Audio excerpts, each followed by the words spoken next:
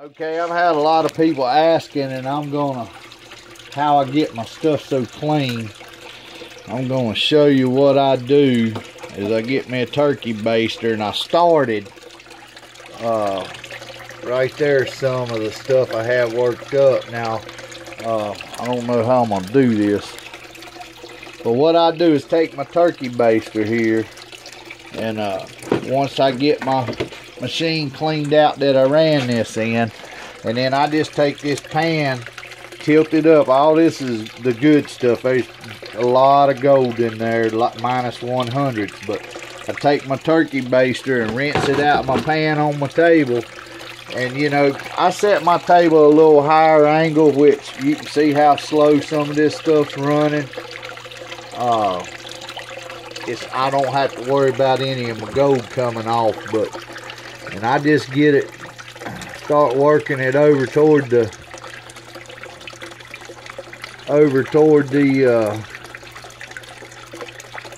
hole there for my vial, and you can see little small stuff.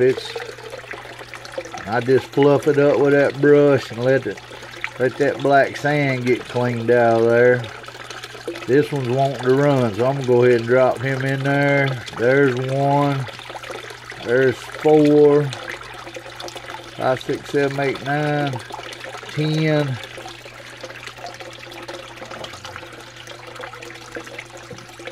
And I just fluff it up a little bit. A lot of stuff in here will be minus 1 and 200. And I actually, right there is a little, I don't know if y'all can see that little bitty spot right there. The bigger stuff, right even in here.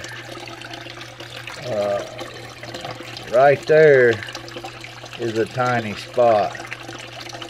Right there is a tiny spot, minus 100. I can see through this, so I just wipe it on down the table. And I keep it working over toward the hole there, and then separate it good. Like I said, right in there is three right there, little old bitty pieces, and as it gets cleaned up and the black sand blows away from it, I just ease it on over there and get it to where it drops right there in the hole, and that's done. I don't have a mount for my cell phone, or I can't hold it. I don't even know if I can set it up anywhere. Let me see if I can. Well, it's gonna try to hold it in this spring, but hang on just a minute. Let me get back with you. All right, what I come up with is a little clamp here. I'm gonna try this and see if y'all can see if you can see. I'm just gonna clamp this phone thing right here, and I don't know, now I can't see what y'all are looking at, so just bear with me here.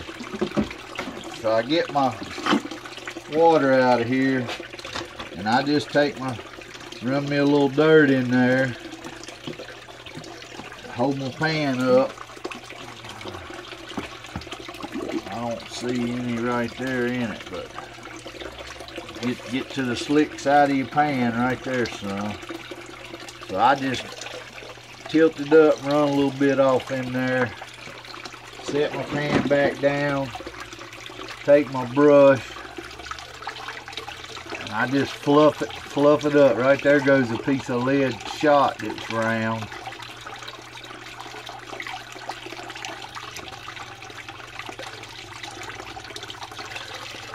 And if a lot of people get impatient and this is running too slow for them, so what they'll wind up doing is lowering the front of this table and get it where it's really pushing the dirt off, and then they'll wind up some of that minus 100 and all. I think there was a piece right in there. Right there's a little piece right there. So it's good and clean there. I tap my brush out, and I go ahead, drop it right in there. And most people know how these work. Right there's a piece. So by working it, your dirt, black sands, and I keep all this right there. Pull that little piece out right there. Fluff it up, let it clean up right in the vial. So that's just basically, and I fluff this stuff up. And what that does when you hit it like that, water's still flowing, it lets anything heavy drop to the bottom of that table just like you're panning. And I've got, well, what I ran last night through my micro bucket sluice, I've got all this in the pan here. And you'll find out if you spread that stuff out and let it work, there'll be some little bitty stuff in there you don't really see.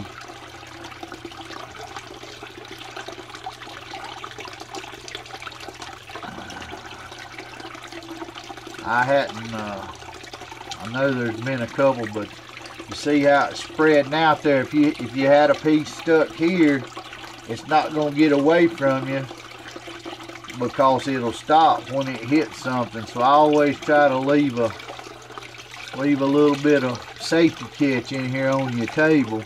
Right there is a, I don't know if y'all can see that, but you get it worked over there. Alright. Right there is a piece that's minus 100. So, I don't know if y'all can see it gleaming there, but get it worked over there to the hole, and boom, there she goes. Right there's another one. Some of this stuff's so small, see it now, it tried to get away. Boom, right there in the hole. Right here's one, you can't hardly see it. Boom, right in the hole. So right here's one, so I'm gonna clear this out best I can. Get this piece over here. Right there it is. It's pretty small stuff, but it all adds up. And there's some that I've got from working the last couple days in the shop. I've been wanting to do some videos and ain't had time. Right there's a piece. So see, it got caught in my safety catch. Right there. Can't even see that hardly. Yeah, let's go. Boom, right in the hole. So it cleans it up real good. And what I have done too is put this table, my drop on it, just to where it's got to work itself off. Right there's a piece. Minus 100. Way littler than 100. And you might get a little bit of black sand in your, right there's a piece. Yeah, you start finding them like this, you don't want to leave. Right there's a piece. So